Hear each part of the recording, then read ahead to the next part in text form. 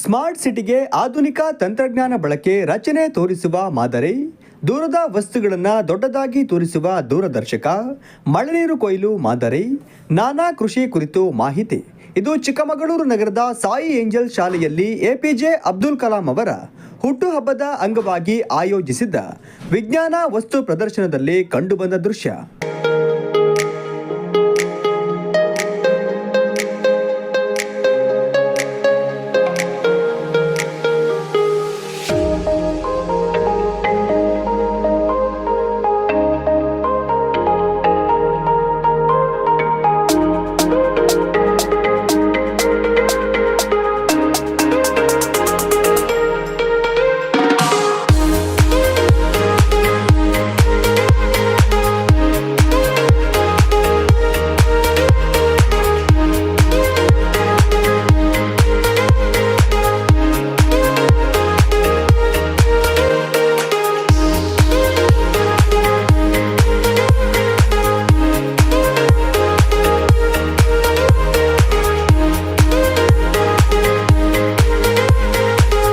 ಹೆಚ್ಚು ವಿದ್ಯಾರ್ಥಿಗಳು ಪಾಲ್ಗೊಂಡಿದ್ದ ವಸ್ತು ಪ್ರದರ್ಶನ ನೋಡುಗರನ್ನ ಹೊಸ ಲೋಕಕ್ಕೆ ಕರೆದೊಯ್ಯುವ ಜೊತೆಗೆ ಜ್ಞಾನ ಹೆಚ್ಚಿಸುವಲ್ಲೂ ಯಶಸ್ವಿಯಾಯಿತು.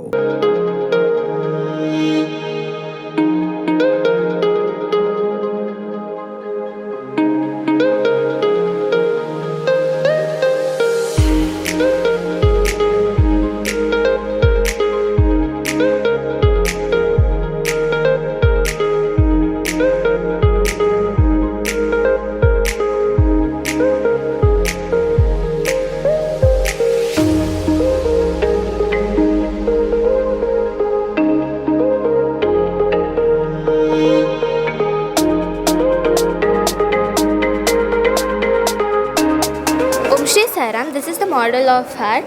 So basically heart is divided into 4 chambers. The 2 upper chambers of heart are called right atrium and left atrium. The 2 lower chambers of heart are called right ventricle and left ventricle. Of vena cava and inferior vena cava transfers blood from right ventricles to right atrium, and then blood passes from right atrium to left atrium with the help of tricuspid veins. Om Shri Sai Ram. We are from class 9C and we have done this project called hydroelectricity. Hydroelectricity is the electricity which is produced from the force of water and is a renewable and eco-friendly energy. ತಾಂತ್ರಿಕವಾಗಿ ಬೆಳೆಯುತ್ತಿರುವ ಇಂದಿನ ಯುಗವನ್ನ ಜ್ಞಾನದ ಯುಗ, ಸ್ಪರ್ಧಾತ್ಮಕ ಯುಗದಲ್ಲಿ ಕೇವಲ ಅಕ್ಷರ ಅಭ್ಯಾಸ ಇದ್ದರೆ ಸಾಲದು, ಜೊತೆಗೆ ಜ್ಞಾನದ ಅವಶ್ಯಕತೆ ಇಂದಿನ ದಿನಗಳಲ್ಲಿ ಹೆಚ್ಚಾಗುತ್ತಿದೆ. ಅದರಲ್ಲೂ ಪ್ರಾಥಮಿಕ ಹಾಗೂ ಪ್ರೌಢಶಾಲೆ ಹಂತದಲ್ಲೇ ಮಕ್ಕಳಿಗೆ ವಿಜ್ಞಾನ ಶಿಕ್ಷಣದ ಬಗ್ಗೆ ಅಭಿರುಚಿ ಬೆಳೆಸುವುದು ಅವಶ್ಯಕವಾಗಿರುತ್ತದೆ. ಈ ನಿಟ್ಟಿನಲ್ಲಿ ಆಯೋಜಿಸಿದ್ದ ವಸ್ತು ಪ್ರದರ್ಶನ ಮಕ್ಕಳ ಪ್ರತಿಭೆ ಅನಾವರಣಕ್ಕೊಂದು ಉತ್ತಮ ವೇದಿಕೆಯಾಗಿತ್ತು ಎಂದು ಪ್ರಾಂಶುಪಾಲರಾದ ಯಾಮಿನಿ ಸವೂರ್ ತಿಳಿಸಿದರು. ನಮ್ಮ ಶಾಲೆಯಲ್ಲಿ ಇವತ್ತು ವಿಜ್ಞಾನ್ 2025-26 ಸೈನ್ಸ್ ಎಕ್ಸ್ಪೋ ನಡೀತಾ ಇದೆ. ನಾವೀಗ ಹೋಸ್ಟ್ ಮಾಡ್ತಾ ಇರೋದು ಮಕ್ಕಳಿಗೋಸ್ಕರ ಅವ್ರದ್ದು ಸೈನ್ಸ್ ಎಕ್ಸಿಬಿಷನು.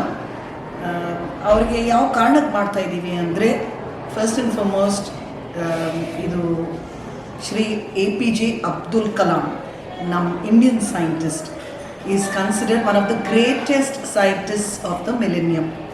ಸೊ ಅವ್ರದ್ದು ಬರ್ತ್ ಆ್ಯನಿವರ್ಸರಿ ಅಕ್ಟೋಬರ್ 15ಗೆ ಇತ್ತು. ಸೊ ಅವರಿಗೆ ಕಮೆಮೊರೇಟ್ ಮಾಡಿ ಇದು ನಡೆಸ್ತಾ ಇದ್ದೀವಿ.